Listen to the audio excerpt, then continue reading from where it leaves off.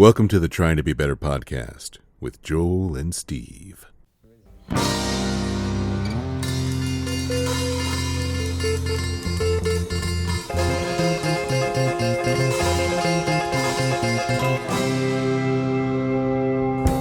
think it's going. So the sooner we record this, the closer we are to T's Pizza? That's correct. I feel like we've done this before.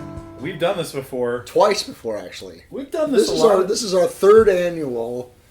Yeah. Live from a okay hotel room from Kansas City. This is a better hotel room. Is this the best hotel room you and I have stayed in together? No, the best one was probably in that Holiday Inn last year, but that one was across the street from the county jail. So you kind of felt secure, but you also knew who you were staying with. Sure. I mean, people visiting their loved ones who've been wrongly accused. Wrongly accused. It's fine. Welcome to the Trying to Be Better podcast, everyone. We are coming to you live on tape. On digital recorder. Yeah. From Kansas City, Missouri. That's correct. My name is Joel. And I'm Steve. And this is a podcast. It is a podcast. Welcome to it. Welcome to it. Yeah, I didn't bring my, usual. We're recording actually live, like in person, like Joel's right here. We're sitting on separate beds. We are on separate beds. Like it's for now. Like it's the Leave It to Beaver show. Right, 50s, yeah. Mm-hmm. And we're drinking some coffee. In the 50s, could two men sit on separate beds in the same room on TV? I doubt it. I doubt it. I don't think somebody needs to fact check this, but I would assume that two men couldn't be in the same bedroom on 50s television. Looking at each other in the eye, having a conversation. No, because that is... Of dubious natures. That is overly homoerotic. You know what I mean? At that, perceived. Sure. Not that there's anything wrong with that. Right. We're starting out on a great foot. Why not? Let's dive right in. We are going to see Ween tonight. So. Yeah, so we're feeling a little randy. You know what I mean? Yeah. We're going to go see them Ween boys. It's the Boognish rising. It's kind of starting to cast its spell. Shine. Yeah, that's right. It's shine. Got it's the glow. Shine. Yeah. Mm-hmm. Yeah, I'm going to go hang with them Ween boys again. Let's do it one more time. Mm-hmm. Could be the last time. What about Ween? What about them? What do you think of... My relationship with Ween goes back to probably 1992 in Lake Tahoe, where I had basically moved to go to more Grateful Dead concerts. Mm-hmm.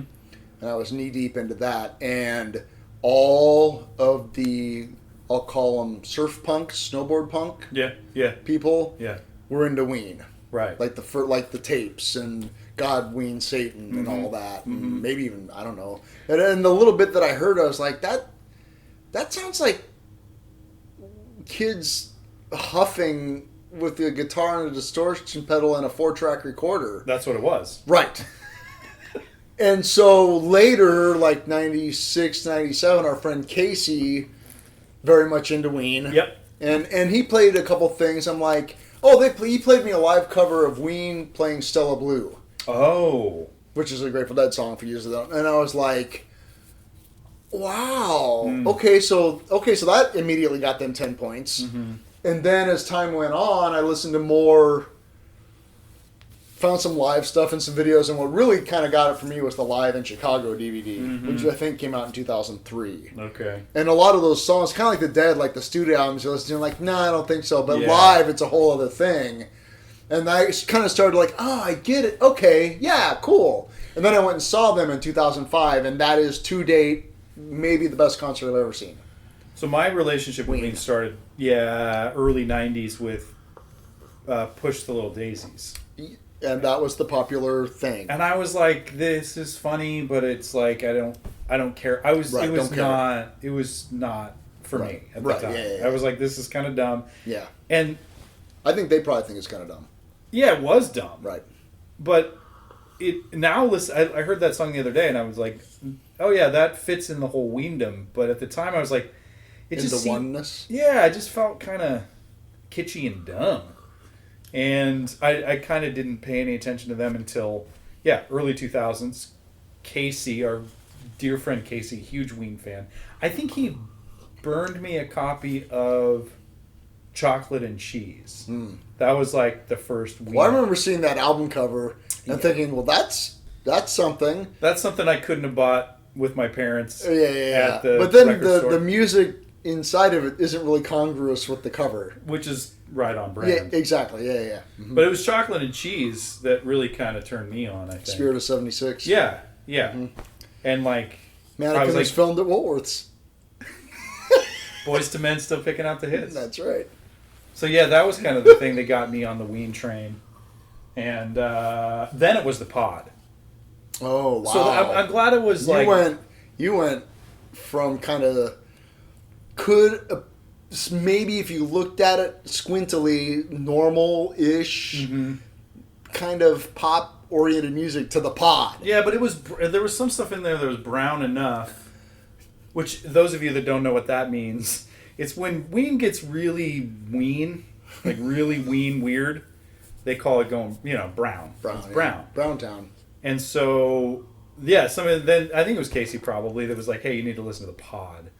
And I was like, but I was already Is kind of... the pod the album after the Oneness, after God, Ween, Satan? Yeah, so I think how that works, though, is that they recorded the pod before... Oh, really? I think so. I didn't know that. Well, whatever the pod is, it's hard to listen to. Well, when you hear the lore of, like, they recorded this while huffing Scotchgard. Right. And it was, I think Casey was like, this is the Scotchgard album. I was like, okay. That makes a lot more sense. Makes a lot more sense. Yeah. And it should be noted that was like 30 years ago. Dude, that's so... We've all grown up a little bit since then. They have. For sure, yeah. But yeah, your comment, though, about how, like, them live is a diffment deal. Like, that's the thing. Like, Kirsten fucking hates Ween. Right? Like, can't do it. When she was like, have a great show tonight, and I sent her, it's going to be a long night. I sent her that song. She's like, you really expect me to listen to that? I'm like, oh, God, that's you funny. should. She hates them. But... How do you hate a musical entity? Kirsten? Well, she just doesn't really... I don't even want to say she doesn't get it. Like I sent you this morning, but when I played Dancing in the Show tonight for her, she's like, this makes me feel like I'm at the psych ward. I'm like, yeah. That's kind of it. Right, yeah. Like, you get to kind of be at the psych ward for a little bit. Right, yeah. But... put on some slippers, work on a 3-piece puzzle. Yeah. Put the rubber socks on and just kind of let the meds do their thing. Right, yeah. But them live is a total... I mean, these guys, that's the thing. Is like, the thing that has always excited me about Ween is that they consistently don't give a shit. Right. I've said that for years. They're very good, but they don't give a shit. They don't give a shit what you think, what we think. They're very Bob Dylan-esque in that regard. they are like... and the fact they couldn't get away with that if they weren't amazing. Right, they're insanely talented. Yes. And they can fucking bring it. Yes. And they just want to do shit that amuses them, right. And then whoever wants to come along. Well, and I had this conversation with our friend Crazy Mark on the way out to Boulder years ago to see the Dead, and I was playing some Ween, and he was kind of, Mark's very open-minded, so he's kind of listening to it, but I'm like, the Ween and the Dead are very similar in the fact that they don't give a fuck. Mm-hmm. They're gonna go out and they're gonna see what happens. Yeah.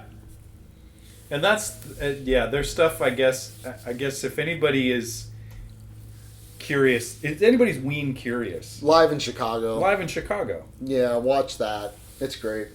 It is great. Or Chocolate. I would say Chocolate and Cheese are the for a studio album. Yeah. Mm-hmm.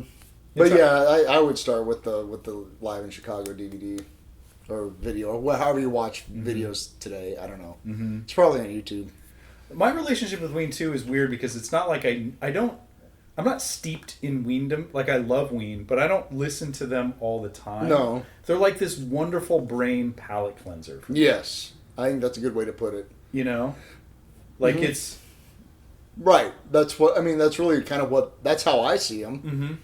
Because there's no defense from them. Yeah. You just can't. Yeah. And for me, it's been, and I don't know if I've talked about this, but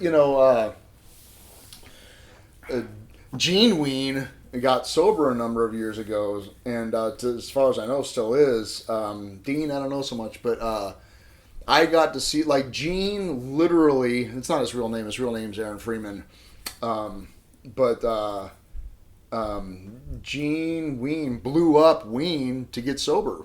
Yeah, that's right. Kind of at the peak of their popularity. Yeah. Not that they ever really had any mainstream popularity, but they were consistently touring, consistently banking audiences, and Gene blew it up. Aaron Freeman blew it up to get sober, and I saw him do essentially a solo show. He had a guitarist with him, but no drums, no bass, at this outdoor festival thing. He was the headliner one night, just singing Ween songs and some other stuff. He put out a solo album, maybe even two. But man, it was so cool to see that. That's when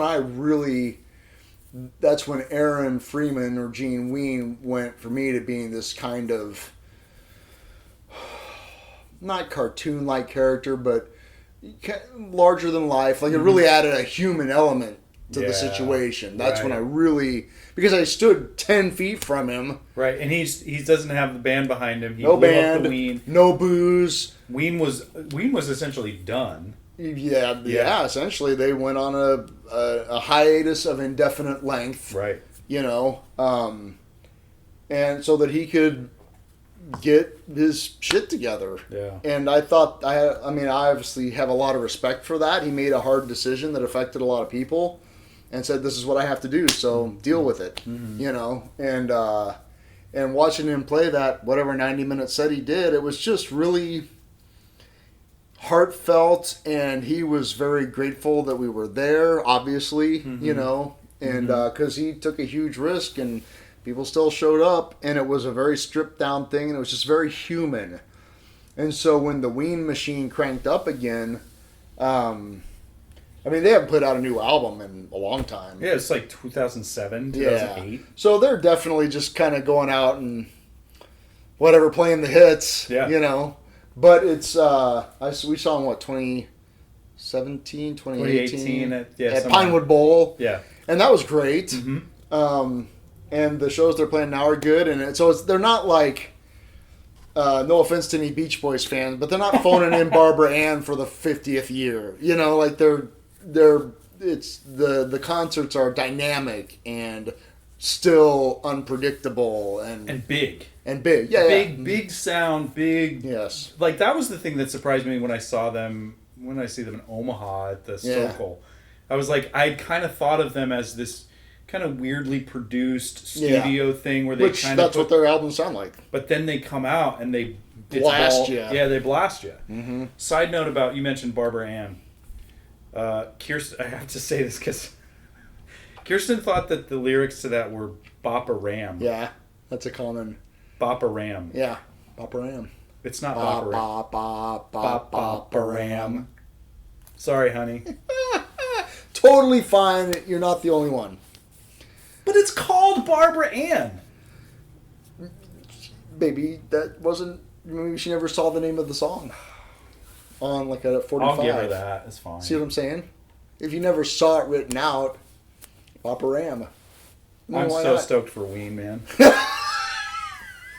It just hit me. Yeah, it's gonna be great.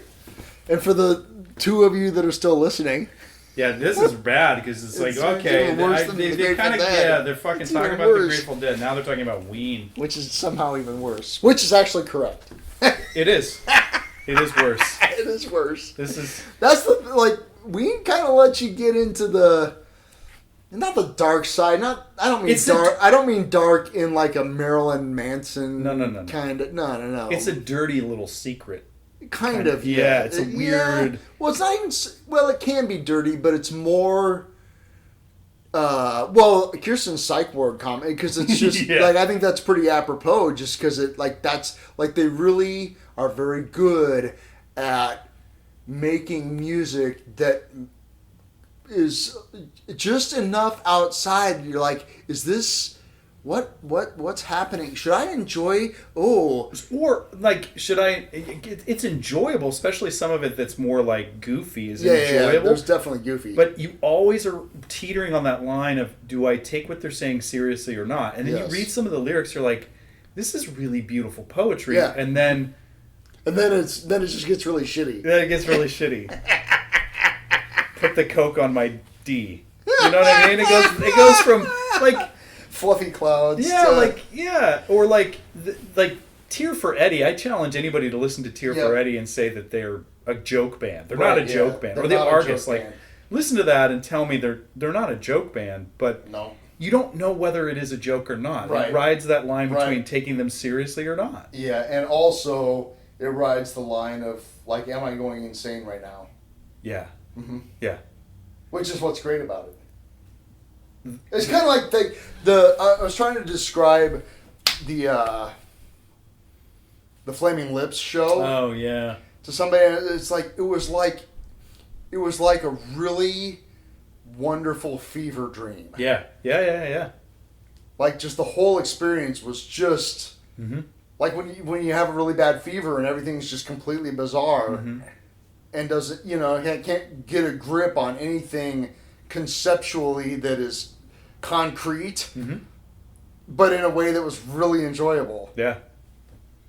It reminds me of, I saw this quote about psychedelics, and I'm going to connect it to Ween and bands like the Grateful Dead or bands like Flaming Lips. Like, this guy was talking about how psychedelics are like think about your mind like you're at the top of a mountain, right? Mm-hmm. And to get down the mountain, you're using sleds or skis or snowboards, and you find the same grooves over and over again, right? And psychedelics, or even listening to Ween as sort of a palate cleanser, it's like a fresh coat of snow. Right. So you don't know the right way down, and you can kind of go wherever. And it's like, it's like a freedom and a joy in listening to that strangeness. And they back it up with being really fucking good. Right, yeah. You know? Yeah. So, like, it's really cool because, like, their live shows, kind of like the Grateful Dead, are very different from their studio albums in a way. It's like they're just going out there and blowing it out. All these little weird trinkety brown songs that have all these effects, they make it work for a live audience in a big way. But it is like when a Ween song comes on my huge playlist, it's like, the Ween Boys. Yeah, it's like, remember, don't take yourself too fucking seriously, man. Like, well, and that is the thing that I really love about them, is they've managed to make a 30-year career out of not giving a fuck. Yeah. Yeah.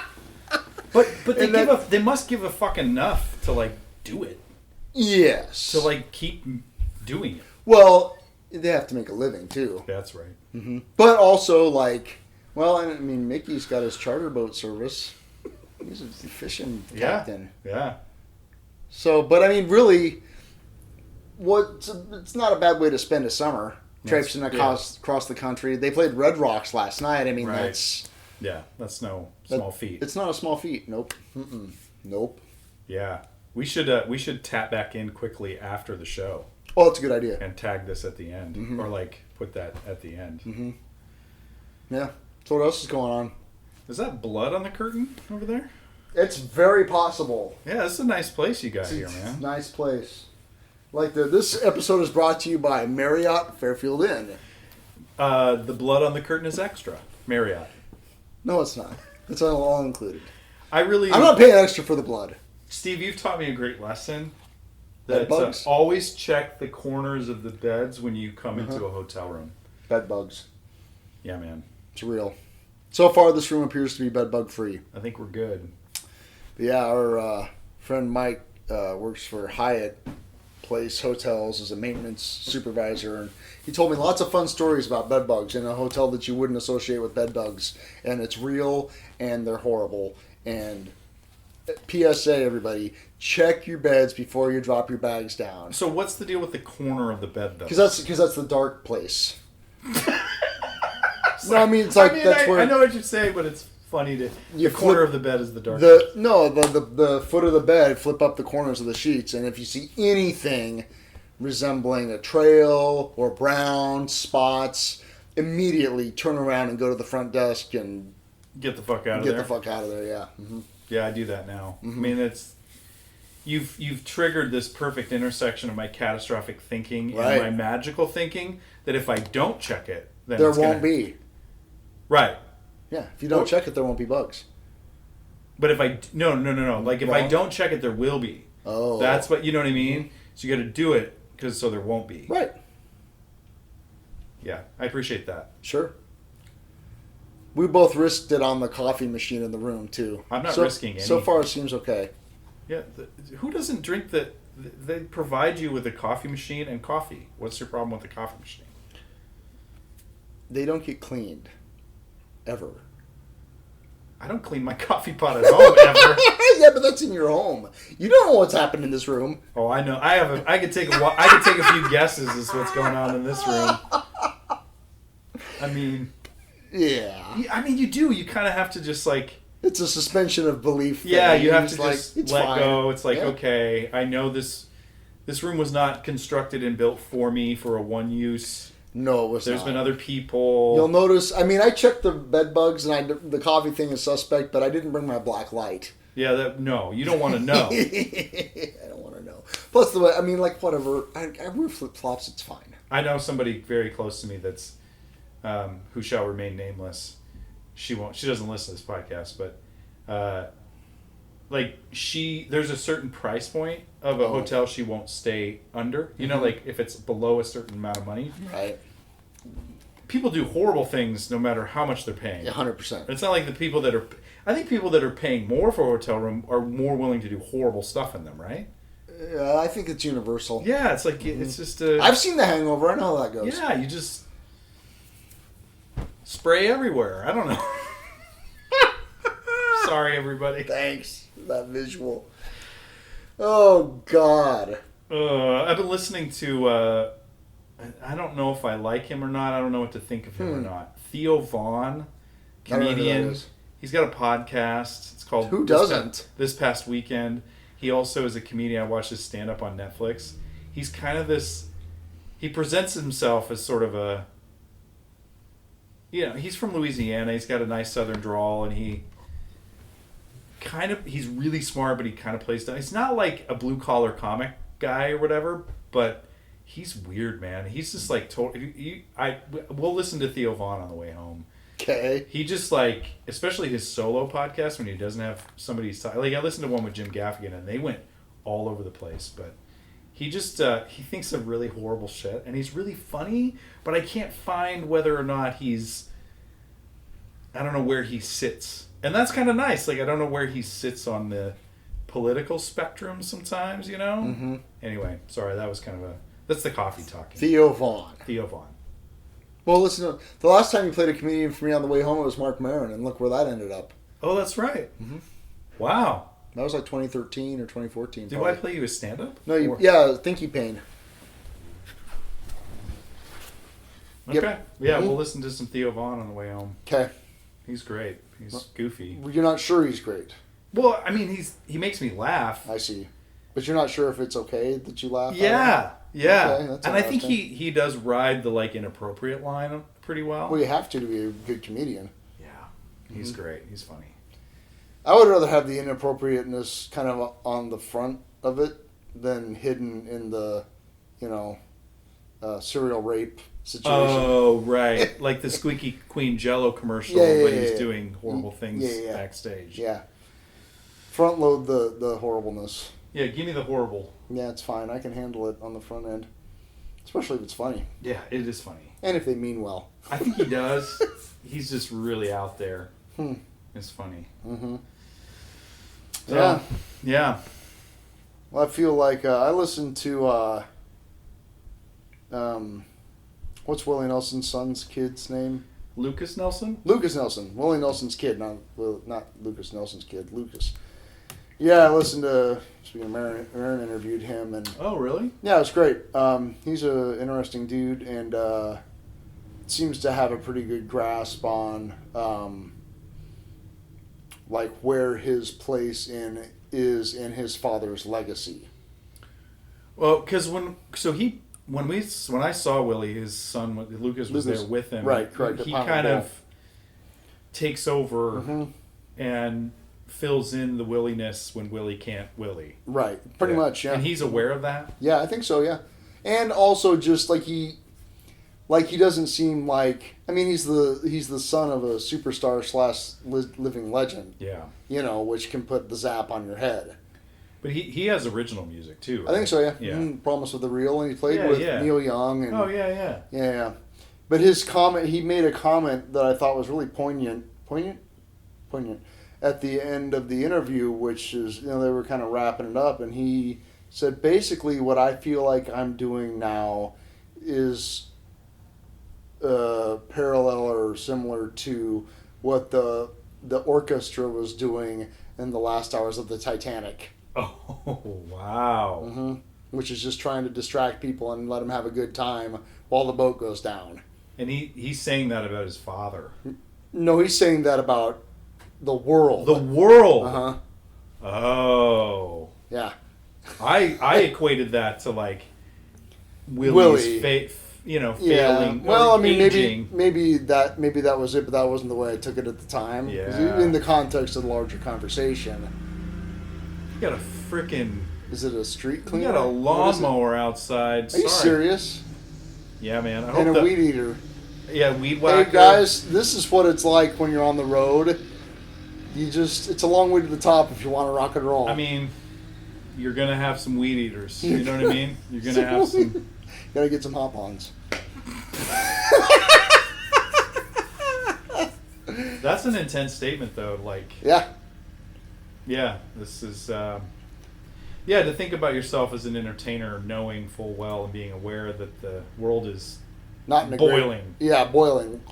Actually, quite literally, based on the research that was just published this week. Yeah, you showed me a pretty disgusting graph. It's not disgusting; it's disturbing. That too. Yeah, like really, really bad trends in the ocean temperatures. It's higher than they ever predicted. Yes, and alarmingly so, and alarmingly quickly, with no sign of turning back. Yeah, whales are astronomically beaching themselves. Orcas are bumping off boats. Yeah. Dolphins are. And they mentioned that in that article that the increased temperatures can make those creatures more aggressive. Yeah. Mm-hmm. Well, and it also gets in. I mean, it's just a cascading shit show of doomsday scenarios as the sea levels rise and the glaciers melt and fall in, and the water gets warmer. Then that disrupts the food chain, et cetera, on and on. It's the butterfly effect, basically. Well, yeah, and the corals are dying. Well, that's the thing that, like, really the cognitive dissonance of folks that are climate change ignorers or deniers, right? That are in the same breath will complain about immigration or refugees. It's like we are going to have insane amounts of climate refugees in the coming 20 years that you're complaining about refugees, but at the same time you also don't think that climate change is actually real. Well, it's not. The refugees just need to stop being poor and desperate. Yeah, and being criminals and wanting to ruin they're taking our jobs, Steve. No, they're not. They're taking our jobs. They're doing the jobs that white Americans don't want to do. Yeah, climate refugees and climate immigrants and that whole drought, like famine and all of that is yeah. That party's just getting started. That'll be fun. Yeah, good times. Right. So that's, I think why it's important to go get weird every once in a while. Get your yayas out. Pretty much, yeah. Mm-hmm. Go see Ween. Or whatever. Or whatever you're into. Porchapalooza.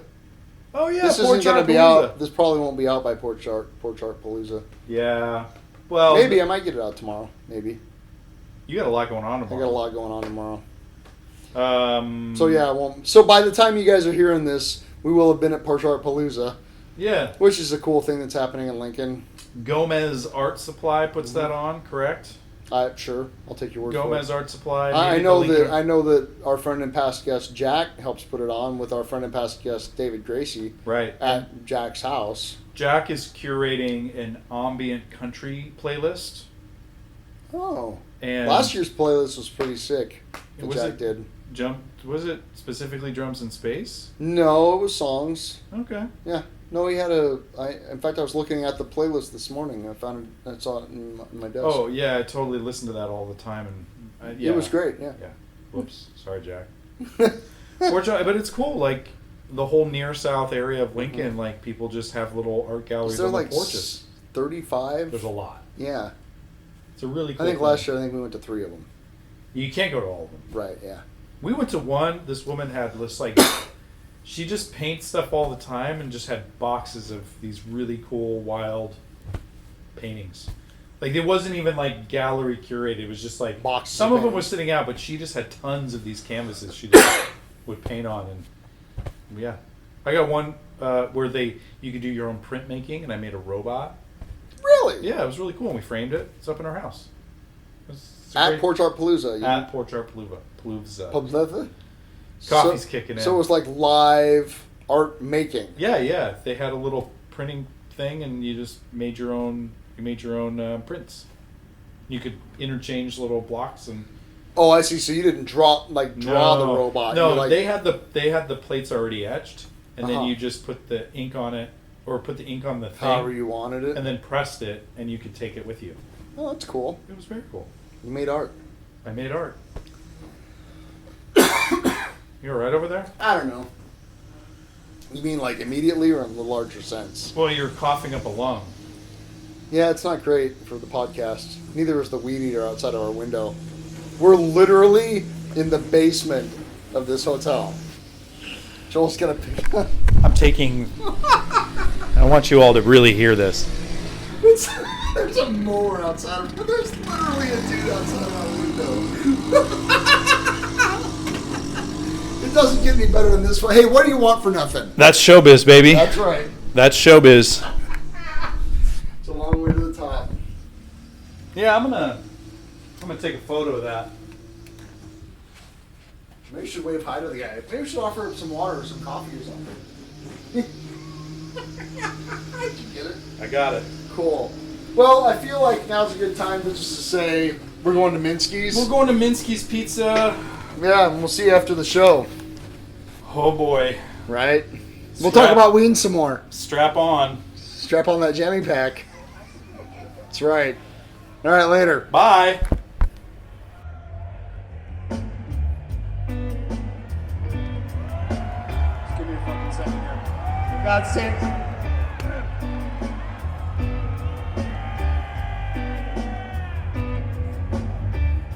Come on.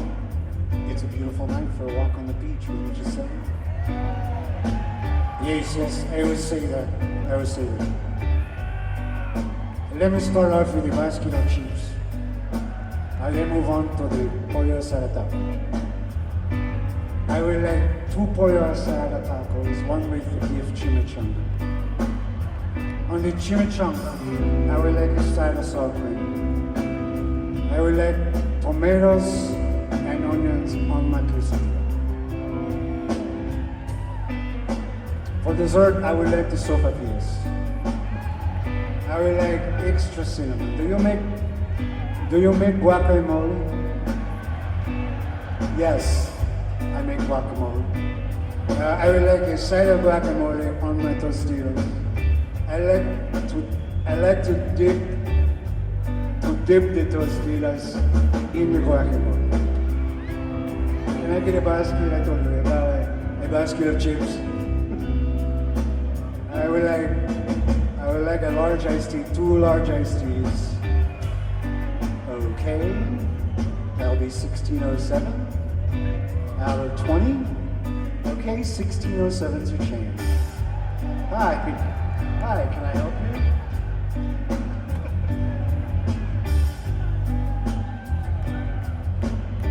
I would like a basket of chips, a beef chimichanga with a side of sour cream, with a quesadilla of tomato, onion, and vegetables. I should like a burrito with beef beans, and I would like a carne asada taco. Could you put some hot sauce on there for me? No, inside the taco, not on the side. Yes, can I have a carne asada taco? Not a pollo asada. Do you have chicken? Do you have guacamole? Can you make me some guacamole? I have guacamole. Okay, on my burrito, I would like the machaca beef and the shredded pork. And some more cheese, please. Okay, that'll be 22. Oh yes, I would like 2 lemonades and 1 medium iced tea. Okay, that'll be 2007 out of 22. Okay, 152 is your change. Thanks a lot, your food will be up here. Let me get your drinks. Can I help you? Yes, I sure like a basket of chips. I would like a beef chip. What is the pollo asado? That's the chicken. Okay. What is the carne asada? That's the beef. Okay, let me get 2 carne asada tacos. Thank you.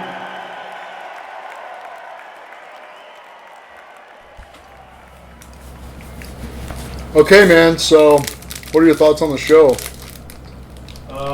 It was epic. Epic. Yeah. So is this Reese's ice cream sandwich thing you got me. Are we recording right now? Right now. It's live. We're doing this. Joel's naked. I'm not naked. I'm Winnie the Pooh in it. I just have a shirt on.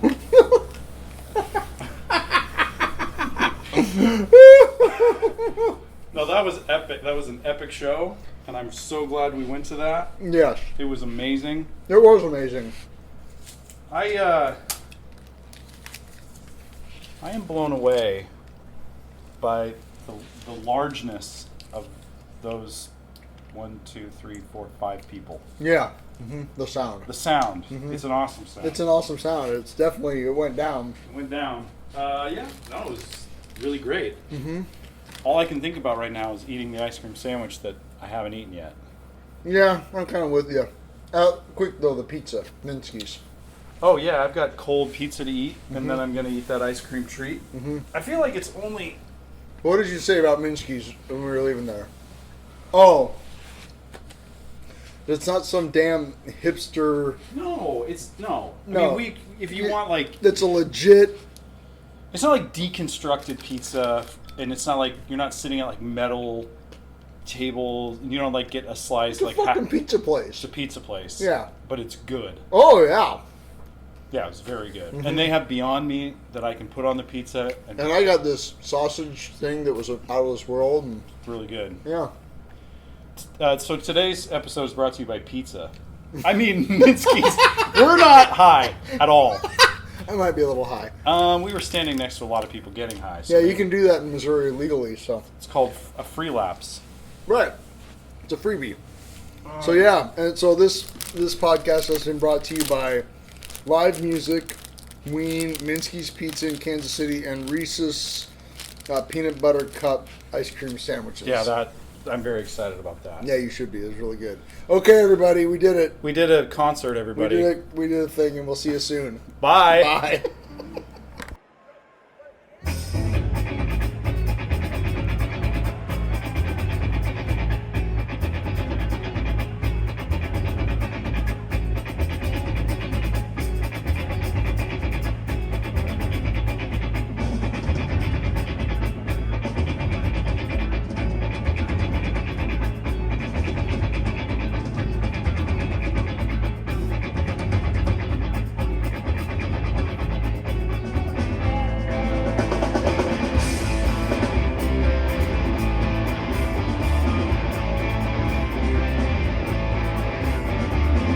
Little lady, she cannot stick the job in the razor.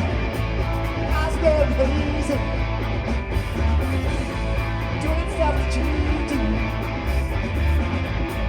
Mess me up with you. You drive me crazy with that boogie. You drive me crazy with that boogie. Lips are hot and spicy. Serving up your feelings, rice, yeah. Midnight, just a fucking stormy. Making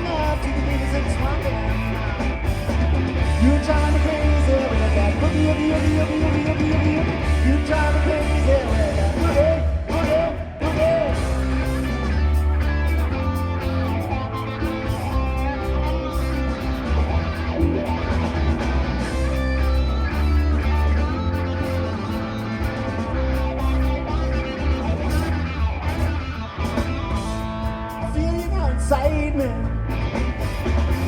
Never wants to deny me. Doing stuff that you do. Knocking me out with your mood. You're trying to crazy. You're trying to crazy. For the lady. Shaking and still driving crazy. For the lady.